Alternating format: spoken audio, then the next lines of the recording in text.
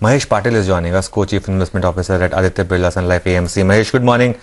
Thanks for joining us. So what's the strategy now? We've had a one-way rally. Of course, last week has seen some correction, if you can call it correction. But your thoughts on how to approach markets from here on, from the portfolio point of view?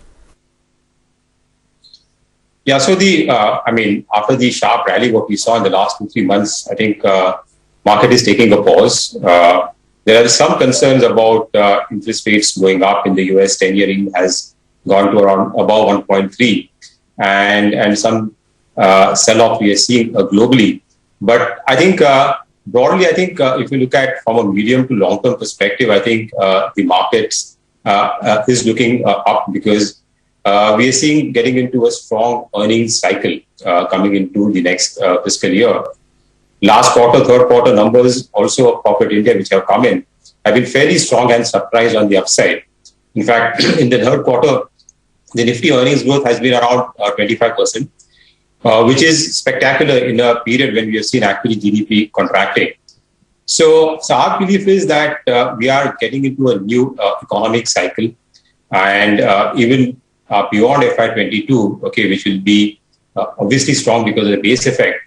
But after that, also the GDP growth trajectory would be much higher than what we had seen during the pre-COVID period, which was around 5% or so. So we'll probably getting into a 6 or 7% kind of a GDP growth. And if that is the case, then you will see earnings growth in the next few years to be fairly strong than what we've seen in the last 5 years. So I think the market might take a pause over here. You would see some correction. Typically, when interest rate starts to go up, initially there is a knee-jerk reaction. But I think we're not too worried on that front. I mean, if you look at US 10-year right now, which is at 1.3, it's still a long way to go. I mean, last time in 2008, when the markets really peaked out, that time US 10-year was around 5.2. And even in 2018, when there was a slight kind of a pickup in the market, 2018, that time the 10-year was around 3.2. So we are still a long way to go over there. Okay. Well, Mahesh, good morning. Thanks a lot for joining us.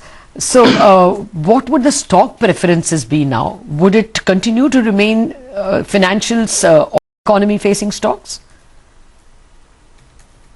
So, the defensives and this thing really did well in the last 2 years. If domestic recovery and the inflation, what we see in the global economy is indeed going to sustain, at least for the next 1 year, then the cyclicals would obviously show a slightly better growth rate.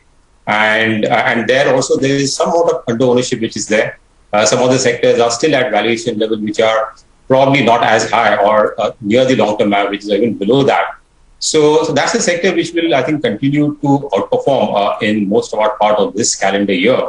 Having said that, I think sectors like IT, for example, or even for that matter, consumer, are also exhibiting a steady growth. So in absolute terms, I think these sectors will still do well.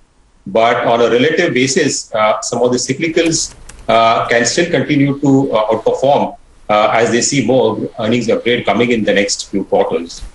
Okay. Well, the stock to watch right now is Tata Motors. It's up over 4%. Big volumes being traded on Tata Motors at the moment. Over 1 crore shares right now. 1.2 crore shares being traded on the upside. Mahesh, now with COVID cases rising, once again there will be this whole revert back to personal mobility. People will, perhaps stop using a public transport. Names like Tata Motors have given very good guidance for the domestic business. Would you put fresh money to work in the passenger vehicle or the commercial vehicle space in India? And if yes, where would your preferences lie? So I think the personal mobility thing is already playing out. I think we've seen that in the last 2 quarters. In the auto sector, there was also some amount of pent-up demand which came in the third quarter. But I think by and large, the demand outlook is fairly good on the passenger vehicles. Commercial vehicles are also picking up as the business activity has picked up significantly. Though I think it will take another 1.5 years for commercial vehicles to really reach the peak it had in FY19. But I think on the volume side, I think we should be fine. The key concern on the auto sector would be the rise in the commodity prices, especially metal prices, iron and steel prices, copper prices.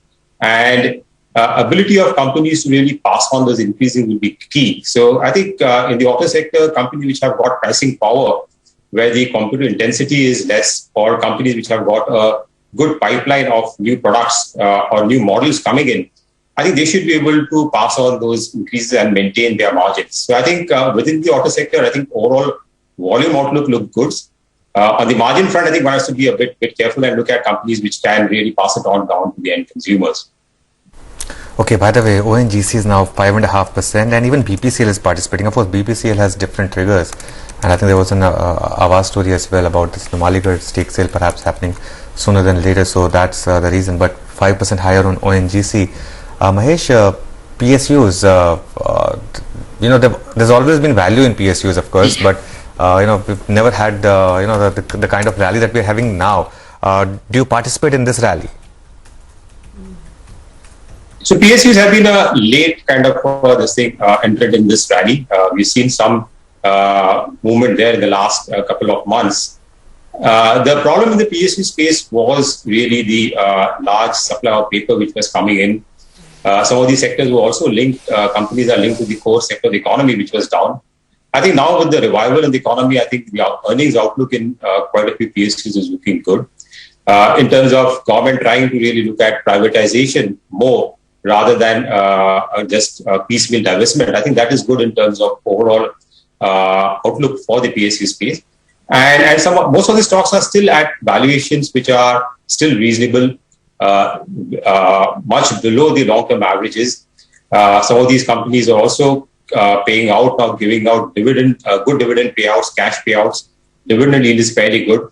So the sector still looks good, I think, in terms of a margin of safety, in terms of absolute upside from these levels. Obviously, these are not growth stocks, so they will not continue to grow at a pace, which will be higher than the GDP, except for a few companies. But at this point in time, I think there is still value in some of the PSUs, and to that extent, somebody entering even at these levels should make decent returns from here. Okay.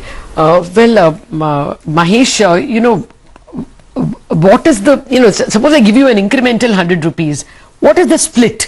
How much are you going to rely on IT, pharma, and how much are you going to be, attracted by the economy stocks? So I think amongst the defenses, if you look at the three sectors, which is IT, pharma, and the consumer space, IT is where I think the narrative would still be fairly good, at least for the next 1 or 2 quarters. We are seeing a strong deal pipeline coming through, though rupee is kind of a headwind. But that sector, I think one would still be comfortable to at least be neutral on that sector. Pharma, I think, would still be, we had a very good run. We've seen the stock getting re-rated. I think they have consolidated now for the last 3 months. But pharma would probably be a more stock-specific story from here on. The large tailwind which pharma sector had because of, say, COVID, I think that is behind, and I think that will play out in terms of a higher base next year. So pharma one would be slightly stock-specific.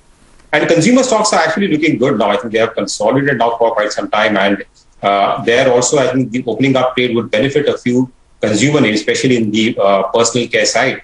And that's could be a sector to find safety over here in terms of absolute returns. But by and large, I think our overweight would be tilting towards the domestic cyclicals, be it auto anchors, banking and financials, to some extent cement, and also the capital goods sector, where we are pretty positive on the capex recovery coming through in the next few years. Okay, but just coming back to this whole FMCG and consumer theme, you mentioned cement, you mentioned autos, you didn't talk about paints. We had this chat with Asian Paints where the management said that not only do they expect double-digit growth in FY22, they're also going big into this whole home improvement theme. Is this a space where more money can be made by retail investors? So, paints and home improvement as a sector has, shown very strong numbers actually coming out of the COVID. And I think as the housing sector also picks up, as the houses get built, and I think that's a trend what we are seeing, the sector should see good volume growth. The only challenge in some of the stocks in this sector is that the valuations have probably run slightly ahead of fundamentals. One has to also keep in mind the rising commodity prices, especially oil prices. Oil is now around 63, 64. And most of these companies have oil derivatives as a part of the raw material. So there was a big amount of margin improvement we've seen in some of these companies in the last 2 quarters. How much of that they're able to really sustain is going to be a key question. So I think it's more about a question of valuations and market factoring in. So otherwise, by and large, the home improvement sector, whether it is paints, whether it is tiles and other consumer durable names, I think the volume growth should be fairly strong. Mahesh, we'll leave it there today. Thanks a lot for joining us. Good talking to you.